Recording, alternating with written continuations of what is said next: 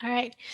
Welcome to this week's edition of the Carvel Community Meeting. Just a reminder, it's being recorded, so please adhere to the code of conduct when engaging in this meeting. One of the things I wanted to point out before I hand it off to Helen is this project is so robust with the many different repos attached to the tool suite that we decided that a weekly community meeting just wasn't enough to go over all the items that we wanted to go over and discuss, anything that was pressing. So we are implementing the Carvel office hours. The first one will be March 11th, which is next week, next Thursday, and it starts at 11:30 a.m. Pacific time. We're going to be doing these every second and fourth Thursday of the month. All of this is listed out in the agenda, and we'll be posting it to our website and the repos with all of that information. The same Zoom link will be used. The one that we use for the Carvel community meeting will also be used for the office hours. And the way that it'll work is the first 30 minutes we dedicated to any discussion items that we didn't get to for the community meeting or anything that we need to discuss at that time. And then the last 30 minutes, or however much time we have left, we'll open it up to anything that you from the community needs to discuss. If there's anything that you're curious about with the project or you're having any issues on, the maintainers are here to help guide you through that. And with that, I will kick it off to Helen to share her screen, and we'll go over the rest of the items on the agenda.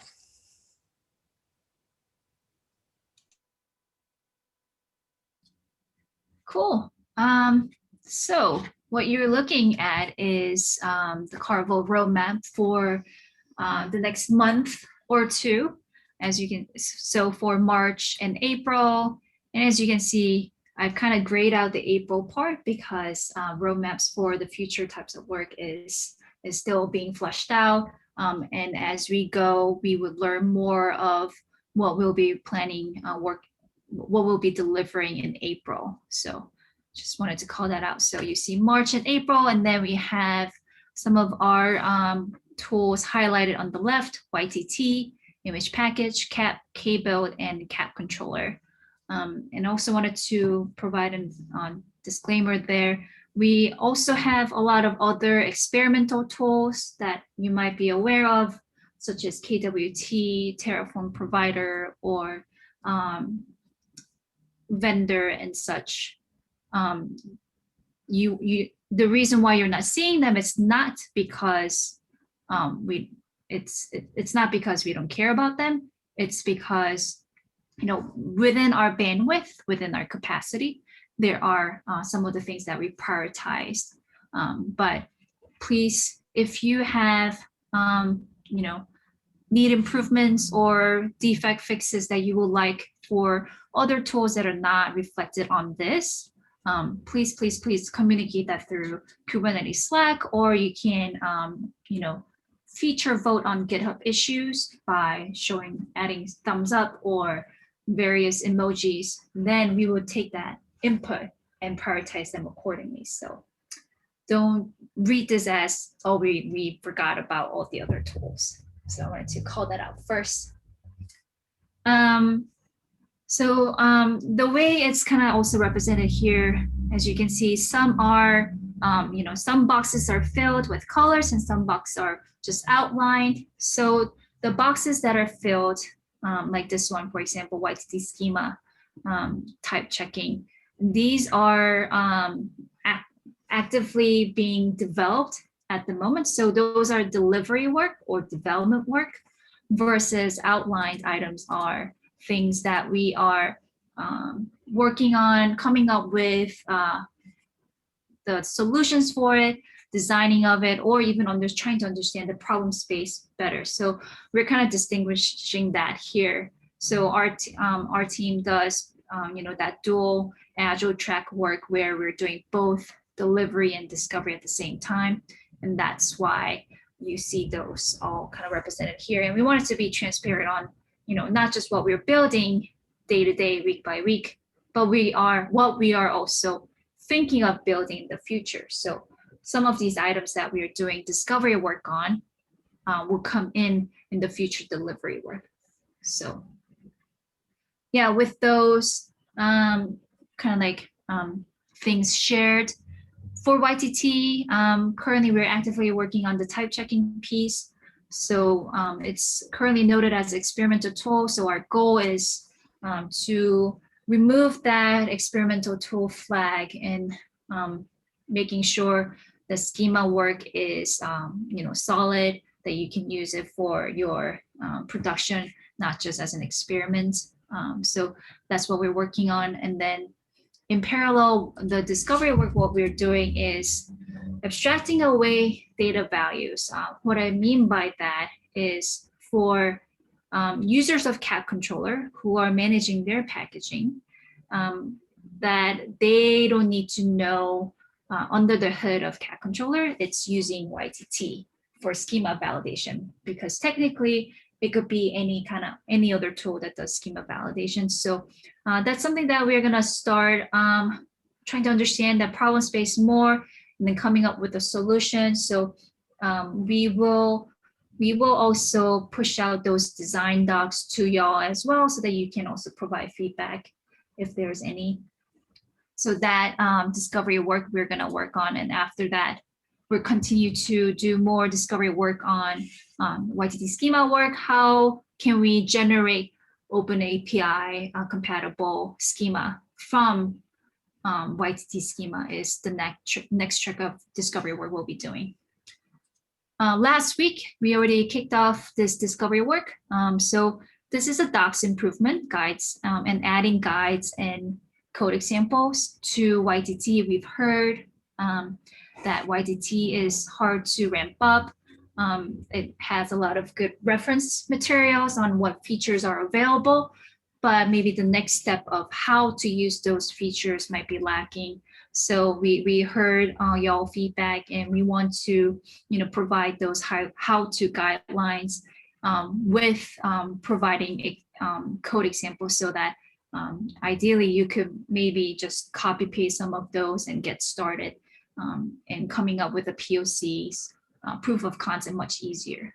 So that's what we're working on. And for image package, we're currently actively working on performance improvement of image package. The next, we are working on recursive bundles. So we've already worked on both designing, and I think we've already kicked off the first story for recursive bundles. So how to bundle a bundle, that's what we're working on. And in parallel, we also have a pair actively engaged in trying to come up with a solution for image signing. So we are actively engaged with Notary V2 open source project in shaping and kind of understanding what the image signing and verification look like, and also starting to get involved with Google's cosign open source initiative there, so that we could provide image signing through image package in the future. I'm gonna jump real quick to kapp-controller land. So we have also packaging API work that is currently in progress. The alpha version is available, so you can check it out from the carvel.dev kapp-controller site. You'll be able to access the documentation. We will continue to work on building out the packaging API for kapp-controller. Kapp and K-build. So we don't have like other tools, like big chunks of feature work that we have identified, but we will continue to work on feature improvements, like small feature improvements and bug fixes along the way. And we usually have about 2 or 3 tracks of work per day that based on our capacity that's available. So based on that capacity, we will be able to pull in these prioritized GitHub issues for Kapp and K-build. So we know there's a lot more coming, a lot more still in the pipeline. So we'll continue to prioritize them. And again, if there are specific issues that you want us to prioritize to work on, please let us know. And yeah, we would like to either get those work started within the team, we would like to help you to possibly contribute to working on those GitHub issues as well, to involve you in more of the collaboration there. So this is the high level roadmap for Carvel this month. And then next month during the community meeting, I'll share more about what's coming up in April and May. Thank you.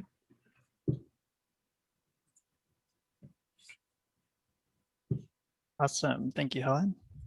Can I ask a question about that diagram real quick, or this is not Yeah. the forum?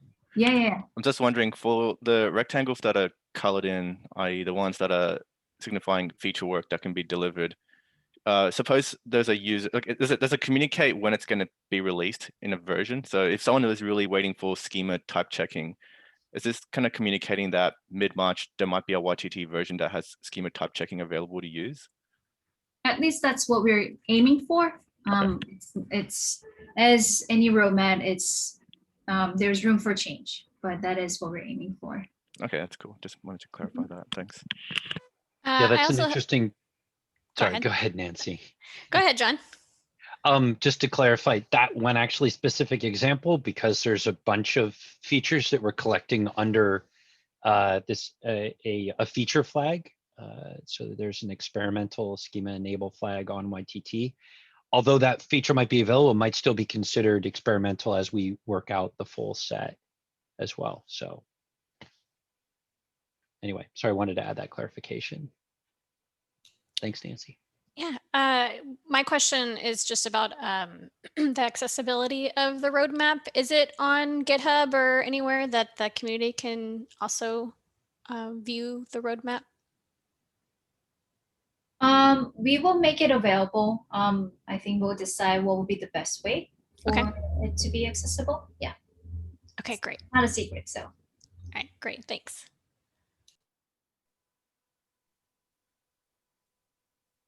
Cool. Any other questions from folks?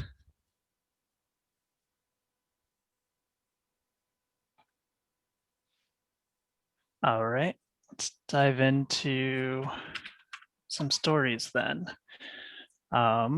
So we'll start with recursive bundles today. Right now, we do have a story that Dennis just picked up this morning, I believe. But we'll talk about a couple of these stories that we haven't discussed yet. So starting with this one. So copy recursive bundles to tar and import the tar to a registry. So the use case here is, as a software packager, I want to create a bundle to distribute the multiple applications that are part of deployment so that application consumers can retrieve all needed software from a single place. And then so there's a couple of pre-requirements in here. And these are just some, I guess, examples that will be used repeatedly throughout this epic. So just to provide some grounding here, there's this bundle 1, and it has an images YAML that looks like this. It has a single image it's pointing to, and then a bundle 2 that it's pointing to. So bundle 1 has a recursive bundle. And then looking at bundle 2, its images lock just has an image. So you could think of it as a simple bundle that doesn't recurse. And then these are just kind of listed as the 2 images being used. So now if we step into the first scenario, so user creates tar from recursive bundle. So given this images lock, which has both bundles that it's referring to, when we run push -b, the recursive bundle, with the experimental flag, then we should see that it succeeds. And then when we run copy this from the registry to a tar, then we should see that it writes something locally to a tarball, local tarball. And then this last step is really just to show that, if you were to extract it, it would be what you expect, the individual layers here.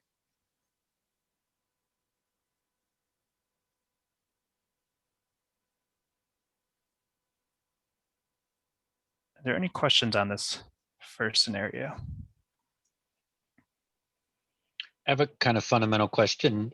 I'm trying to remember where this landed. How do I know whether a particular image is a bundle or not?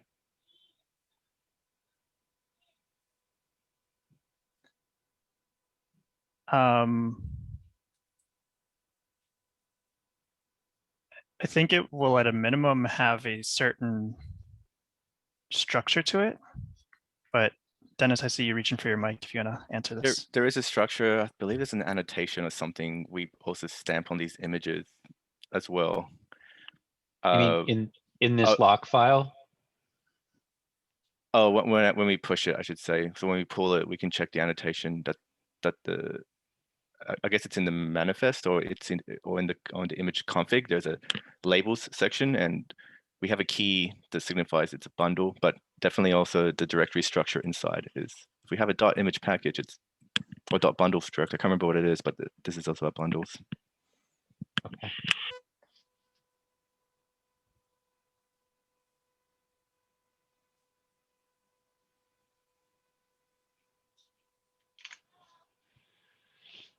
See, any other questions on this scenario or in general?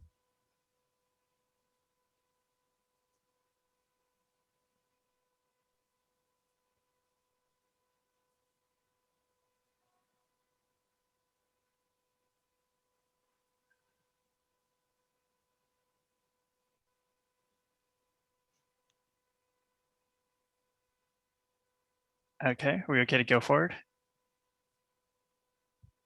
Cool. So the second scenario here is user imports from recursive bundles tar. So this is copying from a tar to a repo. I talked with, so Joao wrote these stories. He's just not here today, so I'm just kind of representing the track. We talked about this one a little bit, and we took off the experimental recursive flag because the deduping really should have happened from like this. This whole scenario, the first scenario. So we felt that we didn't want to introduce any, I don't know, maybe like temporary logic there by introducing this, feature flag, because under the covers, it doesn't seem like anything would actually change. Does that make sense to folks as to why we left the experimental flag here off? So you're pointing out it's turned on, sorry, Stephen, turned on for scenario 1. It's required for scenario 1 in order to get that behavior, but scenario 2, it wouldn't. Right. Just the pre-existing copy functionality should already work. Oh, I see. Okay.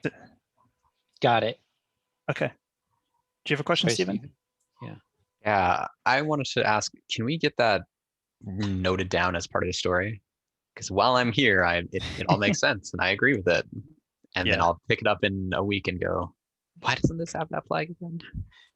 Cool. I'll take a note to add this right after this meeting.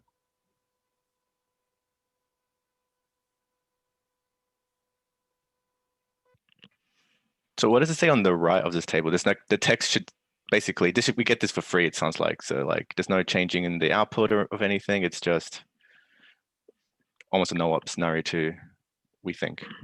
We think, yeah. Okay. But we did want to include it as a scenario to make sure that we do explicitly test this out. Yeah, I mean, just reading the output, we say importing 5 images. So like, this is a UX question. Is there any value in differentiating saying imported 2 bundles, 3 images? Or they're all images at the end of the day. So that's why we said importing 5 images.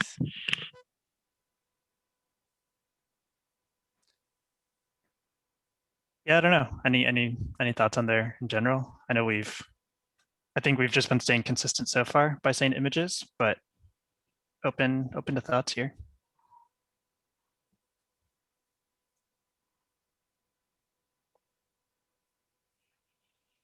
I think in terms of helping the user envision what's going on, that like the bundle sort of leads its flock of images along. It can be very helpful that the output kind of helps match that. Sort of my 2 cents that like they don't just look like one among them, but they sort of the bundle images kind of lead the rest of them, and that whatever was contained in a particular bundle, we can see, oh yeah, it's still in there. I guess maybe another way I'm thinking about it is like, what's going on in my user's mind when they're actually reading through this output? Are they trying to verify something, however lightly or meaningfully? One thing that I don't know if we can guarantee, at least right now, is the order that these are going to get copied. So I'm guessing like right now, we can't guarantee it. So that would be added functionality if we wanted to do something like that. Yeah, Yeah. maybe we're describing like a future story that improves the UX or something. Yeah. The imported 5 images happens after everything's been uploaded. So we could print out whatever we like. I think you're right. I think it's like we don't have a lot of control over the importing, like the line items. Although after the performance story, we do have a lot more control in how we do that, because we changed. It used to be like, each line item used to be showing up-to-date progress of what's been uploaded because we were handling all the uploads ourselves. Now everything's been uploaded by the library at once, and then we print out the importing messages. So we do have a lot more control now. Okay. Maybe this is worth capturing as John mentioned, a follow-up story that's like focused on UX then. Sounds like a plan.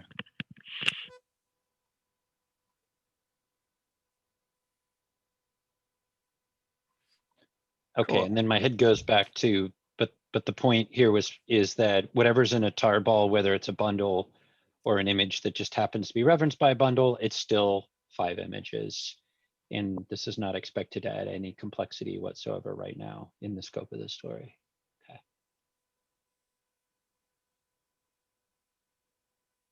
Cool.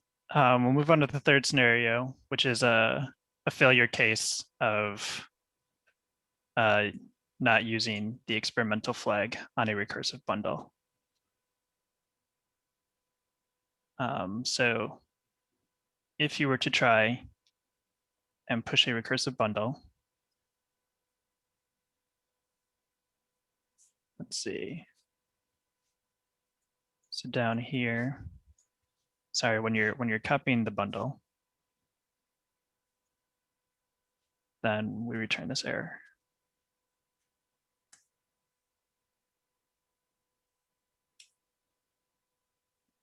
And I think our code block just kind of shows. I don't know if this is an intention of providing what the right command should be, or if this was just a markdown templating thing. I mean, if we leave it as Oh yeah, I we guess want that's to follow. Yeah. if we want to supply the command, it does add a bit more complexity in terms of implementation. So it sounds like it's intentional. Okay. Yeah, it does look like it is intentional.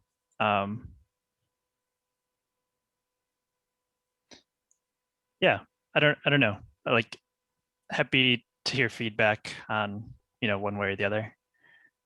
Or again, I'm kind of representing Joao at the moment. If the pair that picks us up wants to have a deeper conversation on this piece in particular, I think you'd always follow up with him.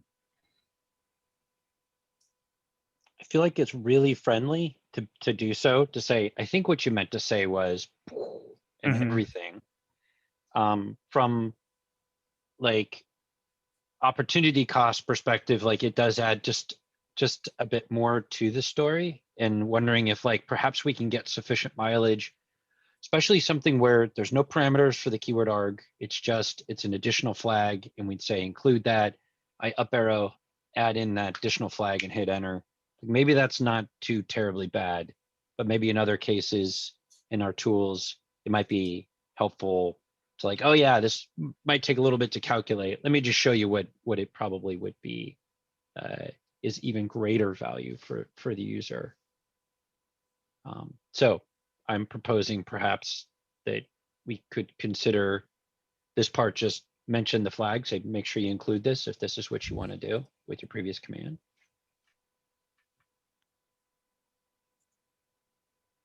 That makes sense. I'll add that as a note to the story as well.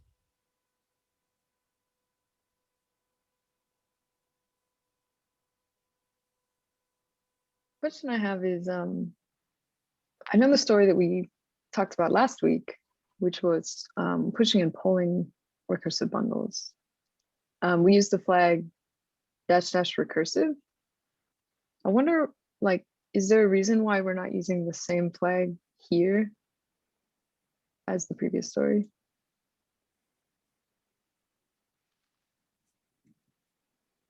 That is a good question. I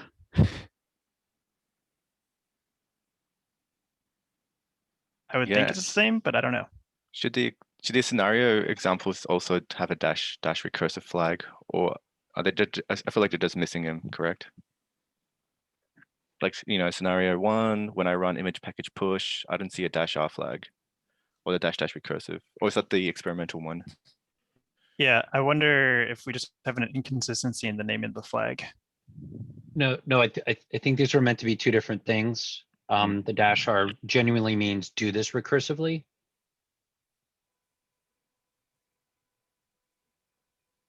So like Okay, you so, could.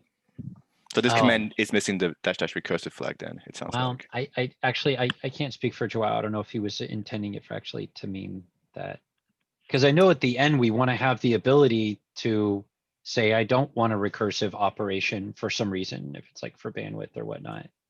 So unless we've decided to change what the default behavior is, I suspect it's just a minor omission of like we needed to include the -r or -- recursive to make sure that it happens recursively. And that this other one, this experimental flag, is a feature flag, is whether or not we even turn this feature on at all.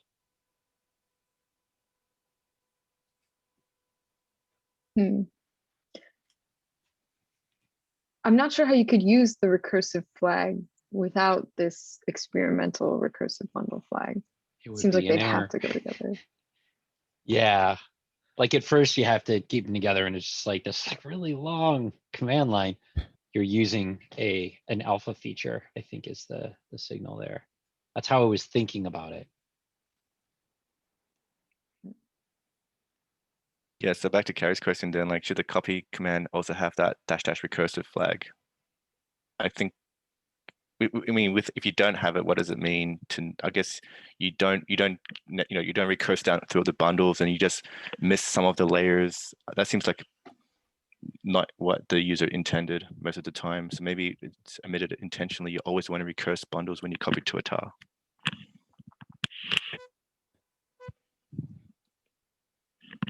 Can't imagine a scenario where you would want to use the recursive flag without experimental recursive bundle. So to me, it seems like maybe they're meant to be combined, or like maybe this is just an accident that we name this differently.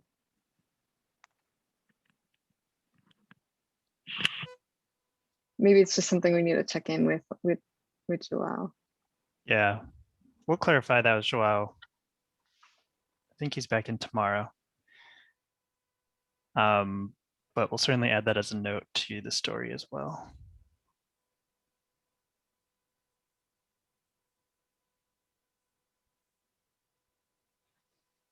Maybe for today, in terms of having clarity on the story, what if we stipulate the experimental flag was on purpose, and it's meant to enable or disable anything really having to do with recursive bundles, period. And that there might be hints elsewhere whether or not there needs to be a flag, let's say if you're copying to a tar or not, but that the overall functionality here, that like creating a tarball from recursive bundle needs to be able to happen, quote unquote, somehow. So like, hopefully it's a nit is what I'm trying to get at as to whether or not that flag exists, that like a -r flag exists. And that we're not trying to do the truth table of, okay, did you include the -r and the experimental, and the -r without the experimental, and then reverse? Like, I don't think that's the intent here. Yeah.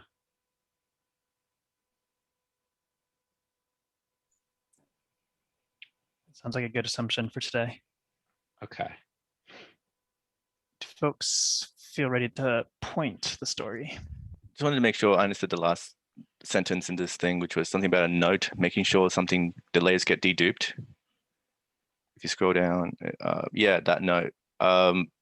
Is that just coming for free, or is there something we need to do for that? Is that like, why do you think we added that note here for? Yeah, I think so. When we do, was it the first story or the first scenario? We want to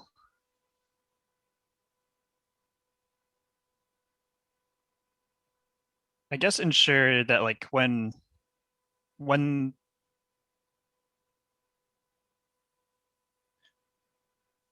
I guess yeah, I'm trying to remember my conversation for a while, and I think this should have already been done as part of the first push story.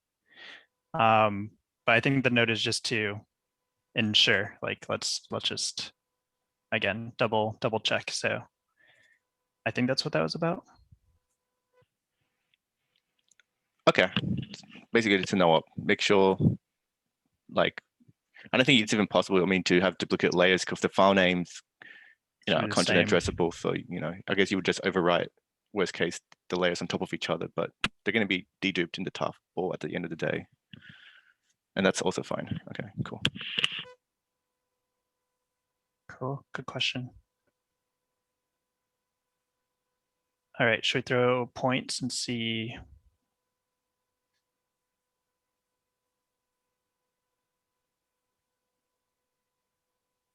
Cool. 3, 2, 1, shoot.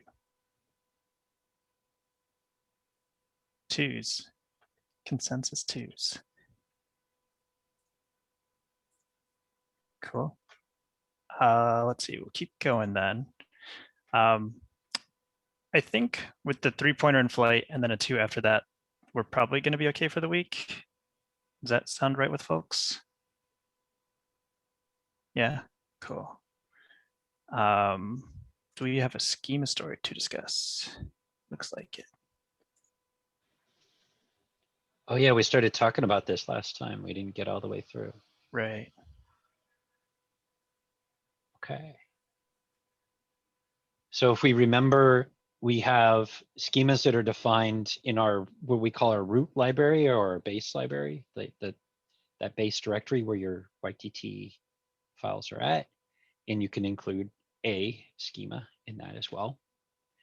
Now what we want to do is turn our eyes toward a more advanced usage where you're able to collect some templates and data values and you stick them into what's called a private library, which sort of sits there latent, doesn't do anything until in your main library, you actually do a library get, and then you can do operations with those, like evaluate them into your output as a main library. It also means that those things sort of operate as they're called libraries. They can get vendored in and then pull and then incorporated in multiple YTT invocations. So we want to make sure that that this is going to be working for that usage, and B, that there are proper either interactions or lack of interactions between the root library and the private library. So here we have the first scenario, and this is where we do have a private library, and it does have a schema defined in that private library. So here our private library is named FUI, and it has a schema file. Here's describing the values that are expected by its template. And then when we invoke, sorry, so here's that actual, the contents of those files. So there's the FUI schema and the FUI template. You can see foo is defined, and it's going to be an integer. We use that there.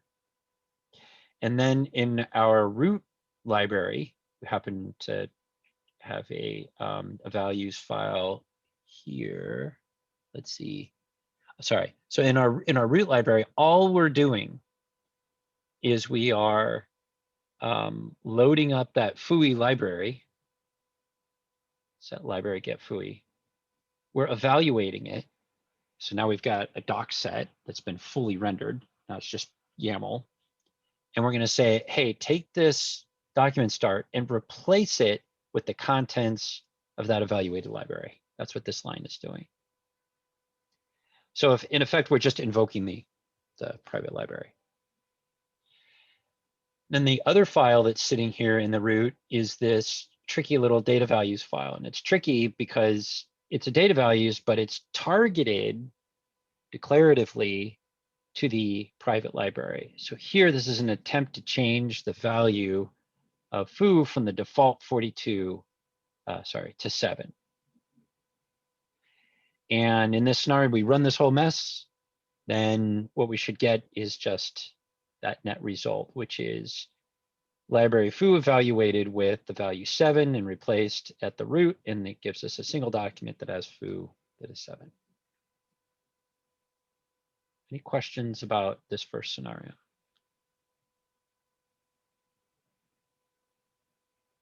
Cool. From my knowledge of this, everything in the first scenario would work the same if we did not include that enable experiment schema flag, and there wasn't a schema file for it. It doesn't, because this schema file is currently not scanned as a piece of schema for the outer library. And so it actually gets interpreted as, I think, just like a template. I don't know. It's awkward. It's not right. It's not right. So no, there is work that needs to be done to ensure that when files are being fetched in the same way, note that there's prior art here about like how are data value files being handled.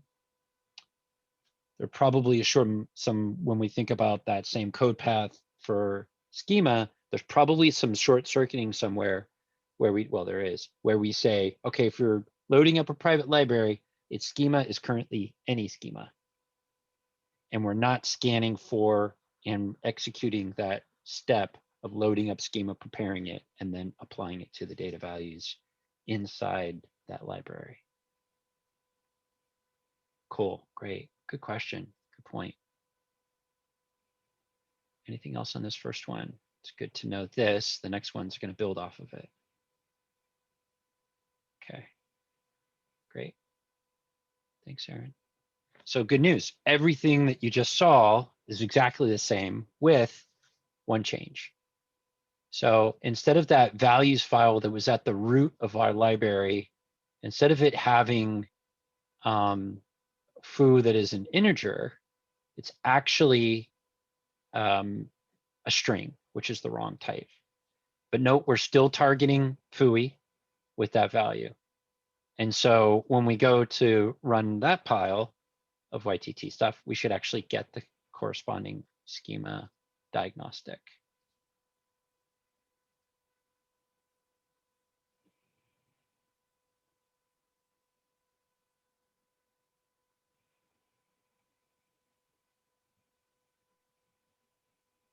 Any questions about this one? I think this was mentioned last time, but the error message, it says values YAML. Were we going to include the path to the private library to differentiate between the private library values Actually, no, give it the path, I should say, to values YAML. If you have or maybe I'm talking about schema.yaml. Yeah, maybe by schema YAML. Yeah, we should give the path to the private module library for schema.yaml. Yeah, so the net of all that is a really good, that would be a great improvement. It would be out of scope for this story. So we want to do that, yes, but not as a part of this work. Cool. Because we do have that mirror problem with, I mean, it can be awkward when you have the same name files, yes, in your data values.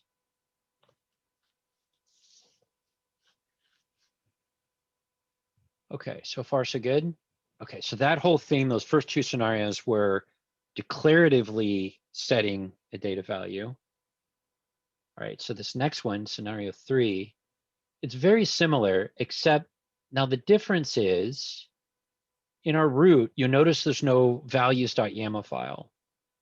Well, instead, what we've done is we've actually used the programmatic approach to do the same thing.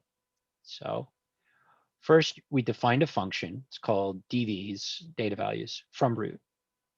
And then we define this variable, and it's foo from root library.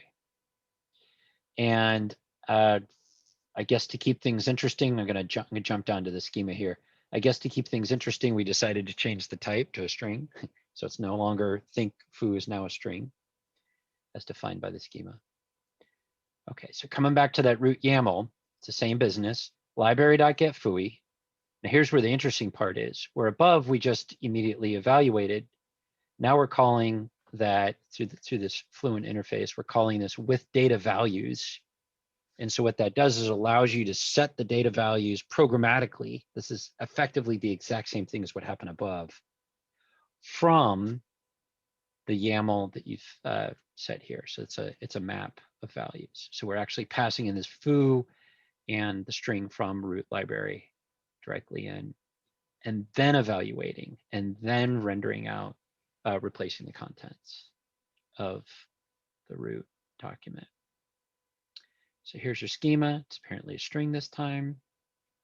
And then the template that's going to be evaluated just displays foo, real simple. And when you run it, you should get your nice output. It's interesting. I wonder why, I guess that's legit YAML. I don't know if that's exactly right, but just imagine it is. So there we go. So programmatically doing it. These are two different mechanisms by which these data values are landing in the private library. That's why we have these scenarios. Okay, I'm seeing nodding heads. Feel free to interrupt. Let's keep going. All right, don't worry, this is it. So scenario 4 is same thing as you guessed it. It's identical to what's above, except we put in lucky number 13 instead of a string. And so we should be getting the opposite complaint, that we expected a string as defined by the schema, but we actually got an integer instead.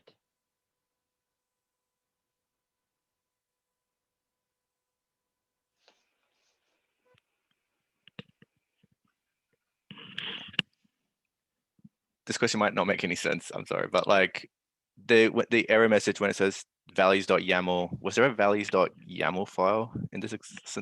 Oh no, dude, it was copy pasta. So okay. it would. That's a good question. I can't remember how we render that out. We will have. This is called in the code. We call it an associated name. Fancy. So we will have some value there for that. I can't remember what it's called when you're getting it from here.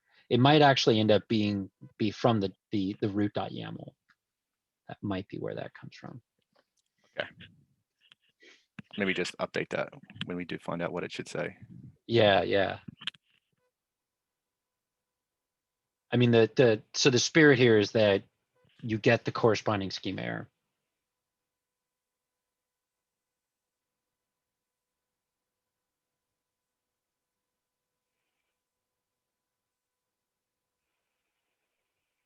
Okay, good catch.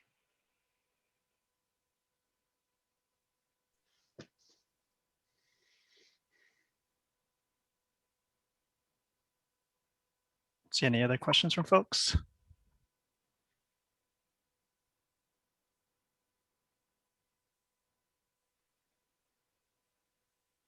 Feel ready to point? Cool. 3, 2, 1, shoot. Got some 2s and a 5. Maybe start with the 5. Let's see. Let me think about the things that I think are, so there's these two different code paths. There's the declarative versus the programmatic. And within those, there's some part of like scanning for schema that I mean, we'll hopefully be able to just pull that in. Maybe there's a way in which that folds in. So that was one source. Down the two different paths. So for me, that's sort of like almost 3 right there in my head. And then there's I want to say like there it's in the part of that enumeration is like doing the that probably generalizing how we're like plucking and setting aside schema values separate from other documents. So I just think there might be like some additional refactoring work there. So there's just enough uncertainty with like the meat of all those different things in my head that I was like, all right, well, if I had a 4, I might throw a 4, but we're doing Fibonacci. So I'm like, all right, that's a small 5, big 3. That's my thinking. Those are the things I saw complexity wise. Anyone from the 2 want to speak to their pointing? I think I really saw 2 main sources of complexity, which was 1, plucking the schema from the library, and 2, figuring out how to get data values to that schema. I think I'm a little more convinced upwards from the multiple ways of doing that. But those are the 2 places I saw.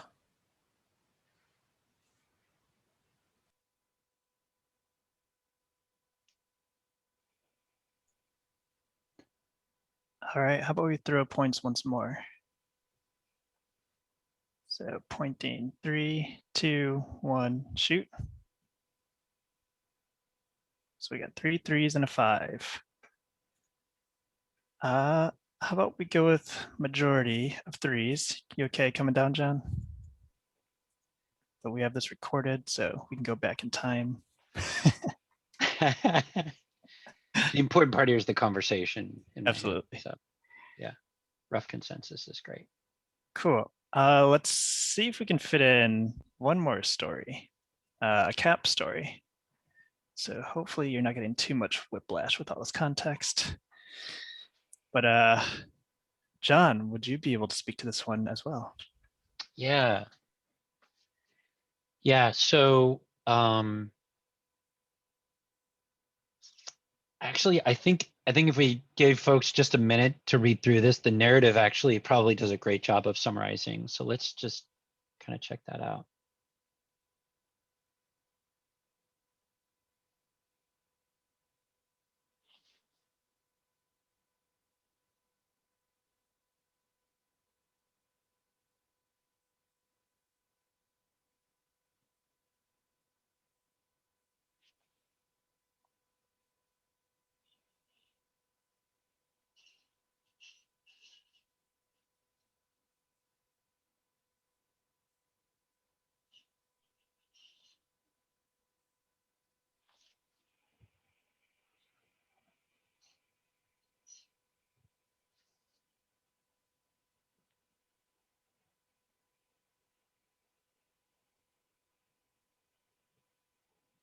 Okay.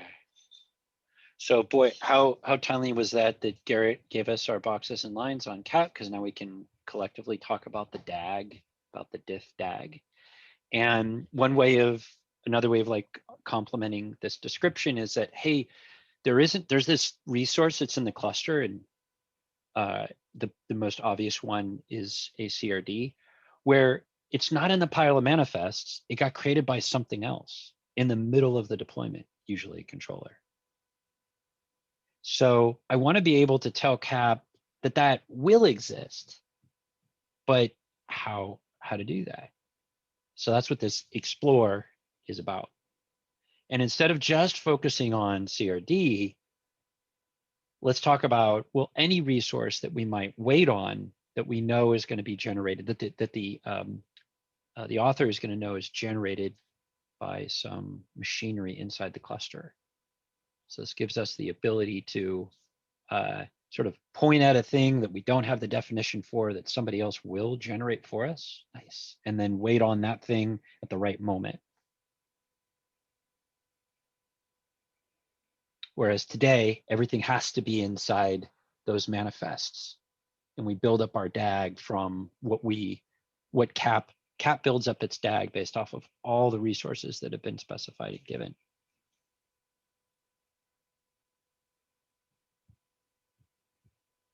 Any questions about sort of the context here, the wording of any of these questions?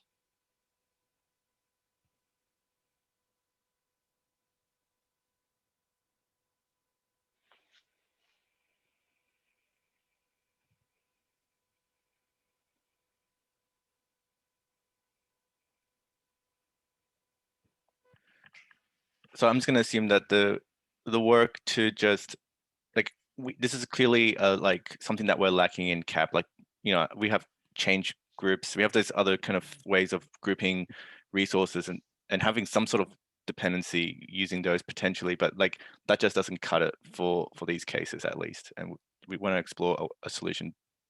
And we have all the links to, you know, to describe the problems, like link 52 will have a bit more like a customer's interpretation of what their problem was as well. Okay. Yeah, you'll get that felt sense description, which is that it fails. The CAP deploy fails. And we want this solution to be a bit generalized as well, not just for this specific issue, but just how do we depend things on general, and how do we deal with deleting things and cascading deletes, and okay. Yeah, so the need was expressed in terms of CRDs. So we know for sure that is a genuine need, and whatever feature we built will meet that need. And what we want to do is think about it more generally. Our solution, although it'll solve a specific problem, there's real value in thinking about a generic mechanism, more general mechanism that will satisfy this. And so today, in order to affect a change group, I need to have a resource on which I am dropping that annotation. But if it's being created by something else, then what? So this is an attempt to explore, well, what would be a then what? So there's all kinds of ways to approach this, but like in order to make it a little bit concrete, like what if we had some way of describing a resource, like it's another file, but we've marked it in some way that it's not a resource that gets applied. There's challenges with that. Like, for example, we've done work in the past where we said, well, we want to be able to take the exact same YAML that you could pipe into CAP, and we'd want to be able to use kube control to just allow it to go through without it having any hairy challenges. So we've like wrapped kapp-controller in a config map before to sort of allow for that to happen. So that the same spirit still exists. We want to be able to coexist with other ecosystem tooling. So you wouldn't have to necessarily say, well, you can't run that at all with, say, kapp-controller, kapp-controller, however you say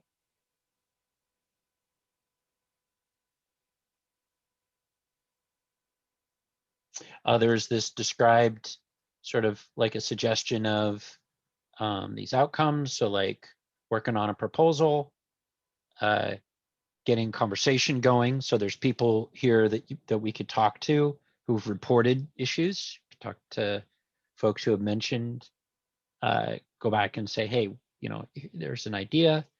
Is this how's this feel?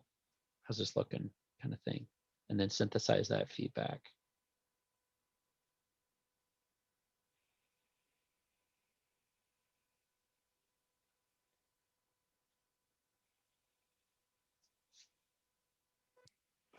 So Gatekeeper and Dex, these are people who want this feature, or I'm reading this as they are products that have this feature. Yeah, so no, these are products that create their own CRDs. Okay. So if a user was using one of these features, they're trying to cap deploy with these products installed, it breaks. Cool. And so like tying this back to the round of feedback reviews to present a proposal, we want to help me tie that again. Are we thinking of like asking Gatekeeper or the Dex folk what they think about a proposal, or is this just making sure that our thing works with Gatekeeper and Dex? That would be a part of it. The other is that whoever reported issue 52, which was sort of the spark of this, Okay. And those who have responded in kind and on that issue, and I think we might have like some references to Slack conversations. Any of those Cool. folks are great people to come back to say, hey, we have this idea. We want to make sure that it's going to meet your needs before we commit implementation to it. Got it. Great questions. Folks comfortable pointing to see where people are landing right now? Yeah, and so what we would be estimating is sort of like equivalent to kind of a time box around the proposal. Is that fair? Or to get started here, yeah. How do you want to manage that? It's a good question. I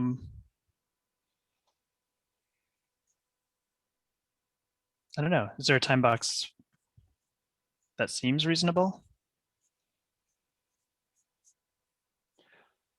Well, one thing that can be helpful here with the time box is sort of giving us a sense of or putting some back pressure on getting ensnared in lots of detail, but having enough space to really think this through and poke and explore these things.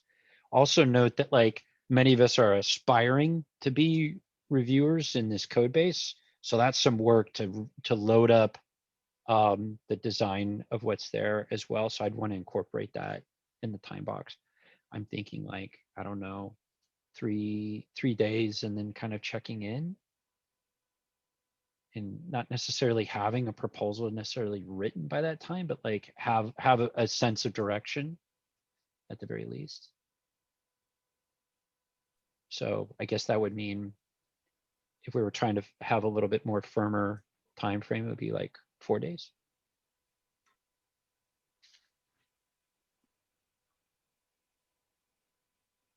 Yeah, that sounds good. So we can add a couple notes here at the after this then to just mention the time box and checking in.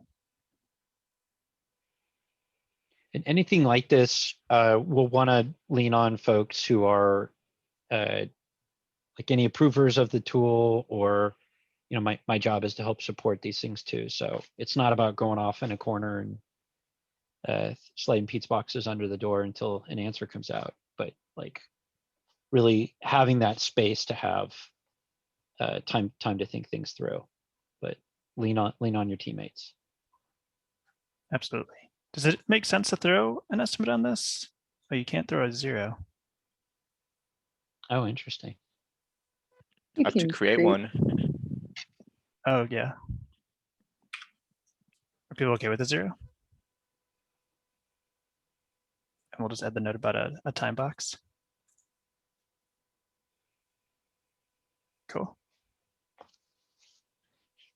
All right, well, we're a couple minutes over, but we got through a few stories. Anything else from others before Nancy closes out?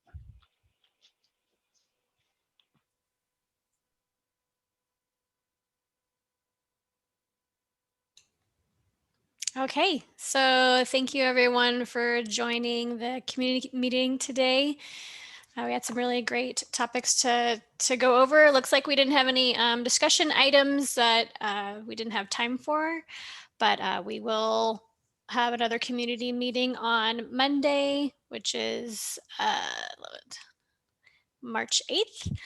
And we'll also kick off our office hours next week, which will be on March 11th. So if you are watching this from home and there's something that you would like to bring to the team to discuss regarding Carvel, they're happy to help you in any way, whether that's how to get started with it, or if there's something that you're blocked with on implementing on your own. Please join those office hours, join the community meetings. We would love to have you participate. All right, with that, we'll see you next time. Bye.